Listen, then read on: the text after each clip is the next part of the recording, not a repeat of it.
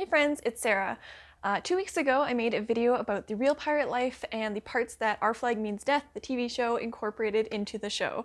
So if you're interested in a bunch of pirate facts, go check that video out and I'll link it up top and down below. I just want to do a little disclaimer here. There are some nautical terms in this video that I do explain in my first video, so I would really recommend that you watch that one first to kind of get a more sense of the pirate life and the things that I'm discussing, because I don't really explain them in this video. But this week I'm going to be covering Blackbeard and Stede Bonnet's lives in comparison to their fictional counterparts, as well as giving mini reviews of the books that I read in order to research this video.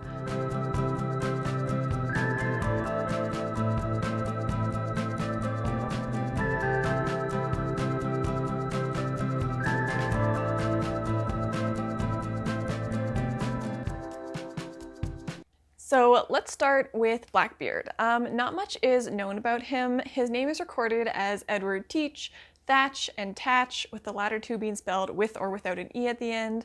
And even those names could have been a pseudonym.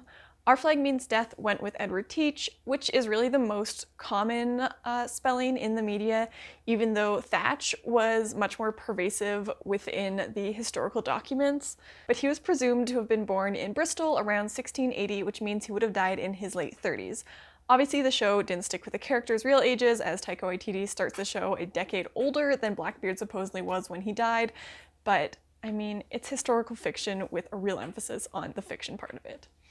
There are no records of anyone with any version of Blackbeard's last name in the Bristol area in the appropriate years, so no one really knows if this was his actual name or even his actual birthplace. It's all very muddy. There is a myth that he killed his stepfather, but again, no evidence, so it's just assumed to be a rumor, but this is probably where the writers of Our Flag Means Death sourced the idea of Ed killing his father when he was a child, and that mythology around him being the Kraken. One thing that is agreed upon is Blackbeard's appearance. Several sources describe him as tall, with a long, unkempt black beard. Sometimes he tied his beard up in little ribbons, like in the party episode of the show, and there's an account of him attacking a ship with small lit matches in his hair, causing smoke to envelop his head and shoulders.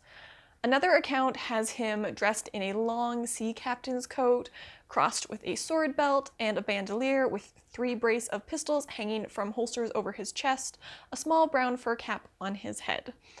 Facial hair was very unfashionable in the early 1700s, so his large beard would have been even more outside of social norms and really fits that like pirates rebelling against society sort of thing, and he truly was the archetype of the pirate look. Blackbeard joined Benjamin Hornigold's crew in 1716 and was something of a protege. This is another instance where the show pulls from Blackbeard's actual history, as we see Hornigold in the gravy basket at the beginning of season 2. Blackbeard was put in charge of one of the ships they captured and ended up kind of going off on his own. He had a fleet of 3 or 4 ships, and he was actually only a pirate for 2 years, but plundered 20 ships. And that's almost one a month, which is crazy. Interestingly, there aren't really any records of Blackbeard himself being violent. He managed to be successful mostly using his fearsome reputation, which is also a theme that appears a lot in the show. Ed has not only his Blackbeard reputation, but even beyond that, the Kraken as well, and Izzy especially spends a lot of time trying to maintain that reputation and kind of molding him into this fearsome pirate. The one act of violence that is associated with Blackbeard personally isn't even during a battle. He was drinking in the cabin with Izzy Hands, the pilot, and another man, and Blackbeard pulled out 2 pistols and cocked them under the table, Han Solo style. The other man saw them and left, and Blackbeard blew out the candle, crossed his hands, and fired the pistols at both of his men. Izzy was shot through the knee and was lame for the rest of his life. The other pistol didn't discharge, luckily for the pilot. Izzy asked Blackbeard why he shot him, and Blackbeard cursed him and said if he did not now and then kill one of them, they would forget who he was. I wonder if this account partly inspired the scene in season 2 where Ed shoots Izzy. The circumstances obviously are very different, but Ed shoots him through the knee and Izzy ends up losing his leg and having that disability for the rest of the show. While still sailing with Hornigold, Blackbeard came across Stede Bonnet, whose crew was dissatisfied with his command, similar to Our Flag Means Death, and with Bonnet's consent, Blackbeard took over command of his ship. Hornigold retired from piracy, and together with Stede Bonnet, Blackbeard took a ship called La Concorde, which was a French slave ship, and renamed her the Queen Anne's Revenge. They increased her number of guns from 14 to 36, and Blackbeard ended up being the captain of that ship. And so let's switch tracks for a minute and catch up with our other protagonist, because this is the part where their stories are coming together. So a lot more is known about Stede Bonnet. He was born in 1688, and he was the heir to a land-owning aristocratic family in Barbados, so his life is much more well documented. He was described as a plump gentleman who looked as if he'd hardly spent a day at sea in his life, and a voracious reader with a fondness for books. Same. He ran the family plantation, which used slave labor, unfortunately, just like all the other plantations run by Barbadian aristocrats. And he was given the title of major in the Barbadian militia, but this was just an honorary title, as Barbadian law gave military titles to all land-owning aristocrats. He got married at 21 to Mary, who was 16 on November 21st, 1709. They had 4 children, and the eldest unfortunately died in 1715 before his 4th birthday. In late 1716 or early 1717, he turned to piracy for no discernible reason.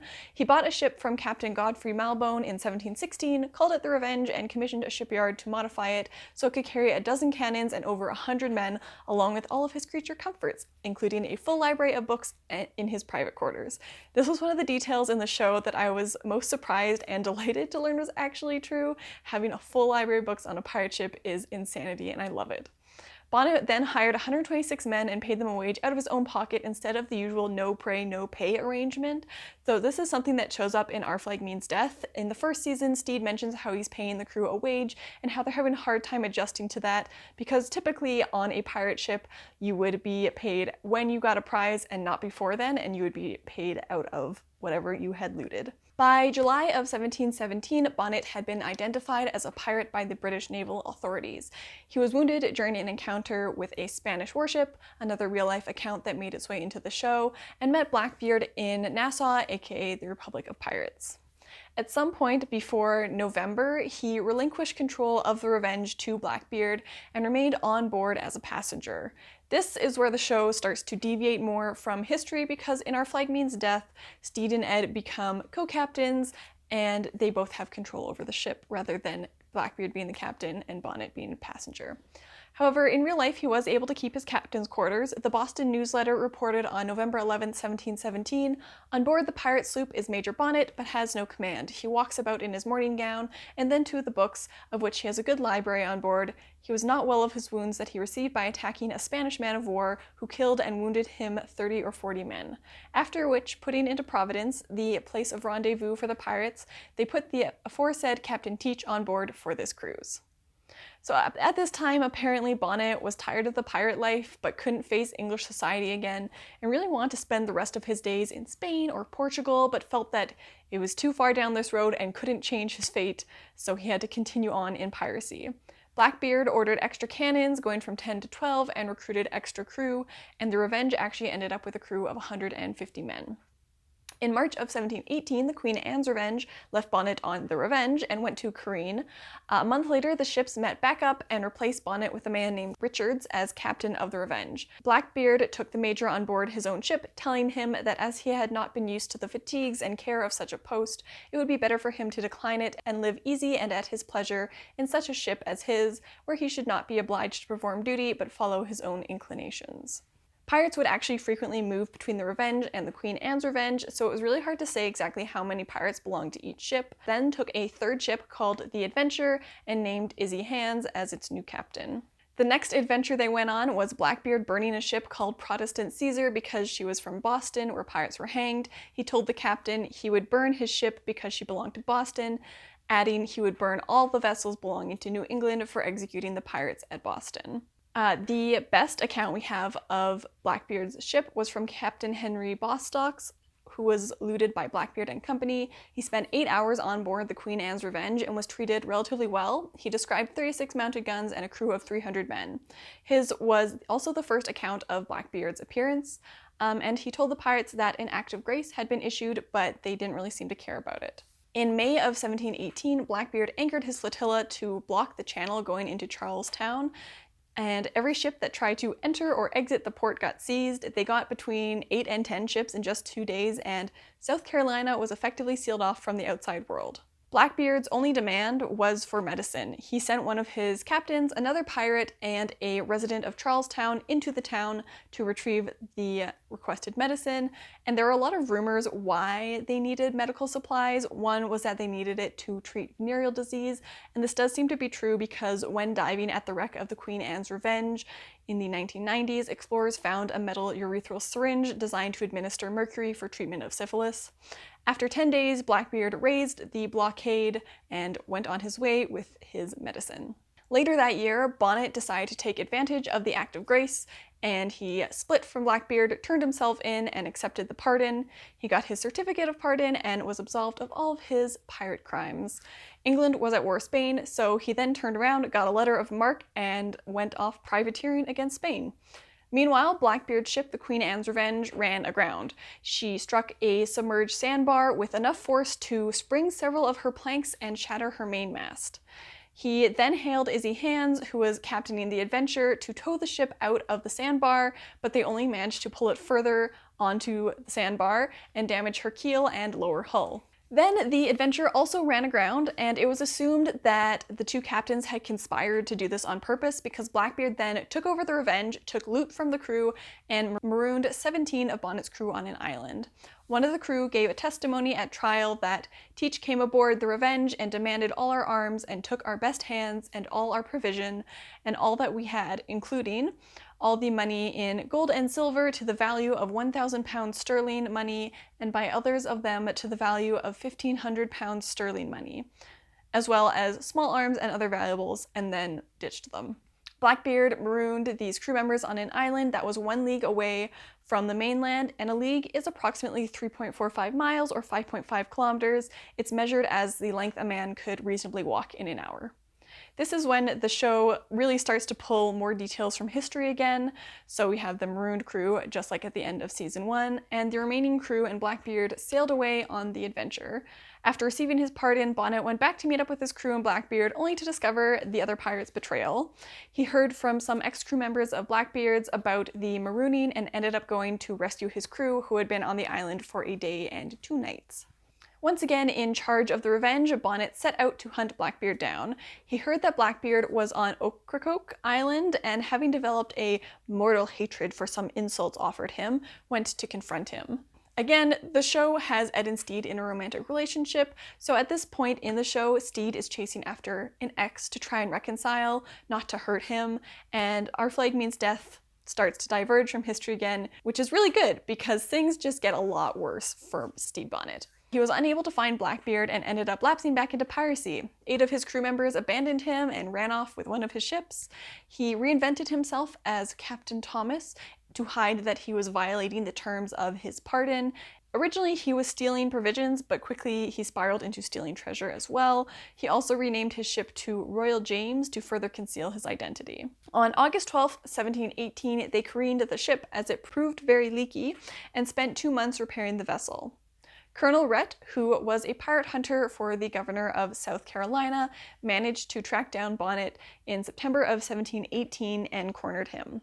Assuming that the colonel's ships were merchant ships, the pirates launched a nighttime attack but got caught on a sandbar. What is with these captains? And the 2 pirate hunting ships approached but also got caught on sandbars. They ended up firing their guns at each other for a full 5 hours while they waited for the tide to lift them off of the sandbars, and nature was on Colonel Rhett's side. He was the first to get free, and he got close enough to put the pirates in a place where they had to surrender. Bonnet wanted his crew to blow up their own ship. Now, there's the dramatic Stede that we know and love, but the crew refused to commit mass suicide, so Bonnet and his crew had to surrender. They were then taken back to South Carolina to await trial. On October 24th of 1718, Bonnet and one of his crew members, named David Harriet, managed to escape custody. Bonnet was dressed in women's clothing, and they were rowed out to sea by 3 enslaved people in a canoe. Things then went slightly awry, and Bonnet sent 2 of the enslaved men back with a letter to the man who had provided the canoe to complain that that man had failed to deliver a ship as promised. Sounds like a failed fuckery to me. But they were forced to set up camp on Sullivan's Island near Charlestown, and the letter was intercepted, and Colonel Rhett was sent out to recapture Bonnet, and unfortunately was successful. Bonnet had been free for 2 weeks by the time Colonel Rhett caught up to him. Bonnet and 33 of his crew were on trial for crimes of piracy. He was tried actually separately from his crew. All except 3 of the crew pleaded not guilty, and of course none of them were permitted counsel because they were on trial for piracy.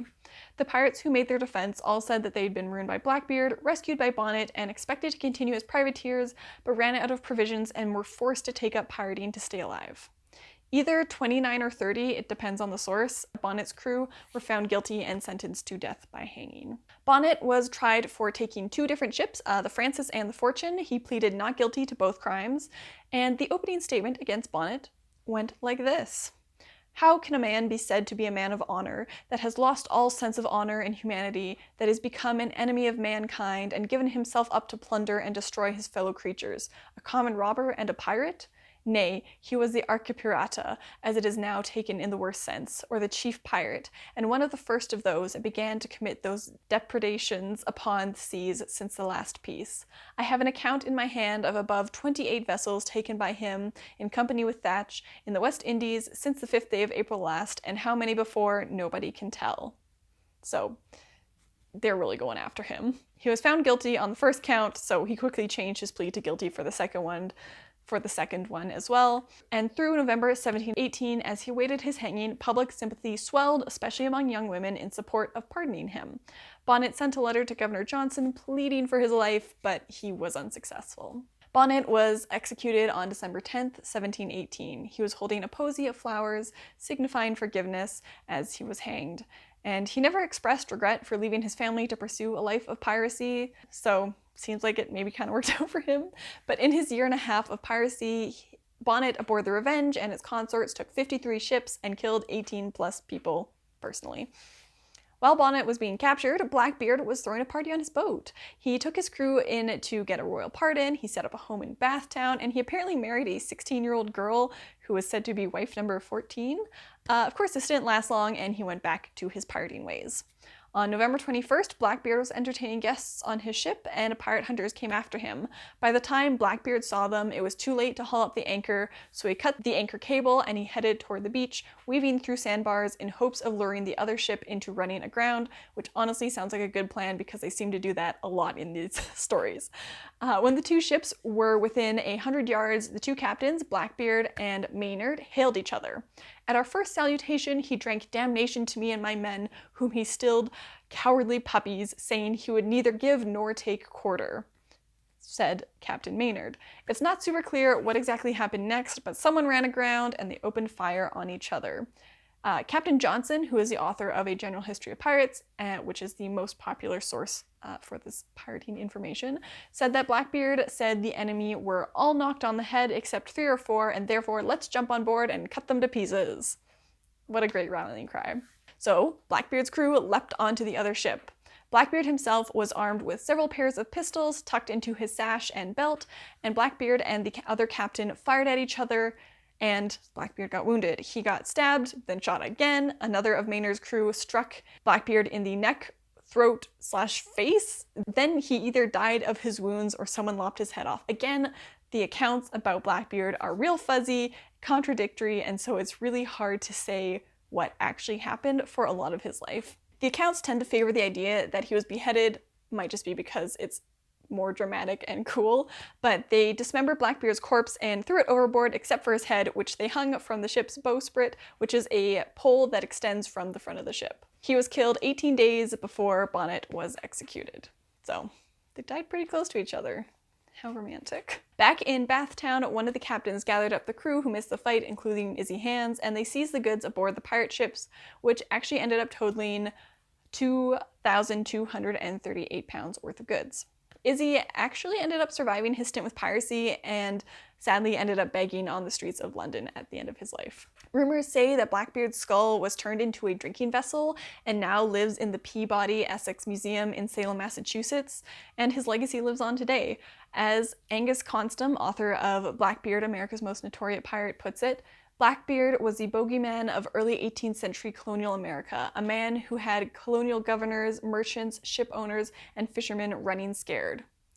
Once again, thank goodness the show has so far deviated from history, and hopefully it continues down the path away from pretty brutal deaths for our favorite pirates.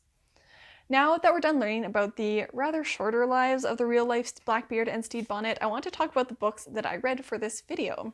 First up was The Pirate's Wife, The Remarkable True Story of Sarah Kidd by Daphne Geanacopoulos, written in 2022.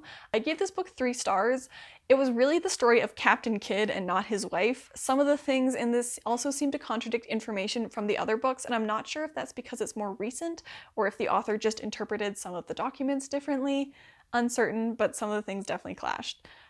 There was also a lot of speculation, which really annoyed me. A good chunk of the book was the author saying, she must have felt this, or she probably knew that, and I just don't think that has a large place in nonfiction books. A little bit's fine, but this one was a good chunk of the book was written like that. Then I read Under the Black Flag by David Cordingly, which was written in 1996.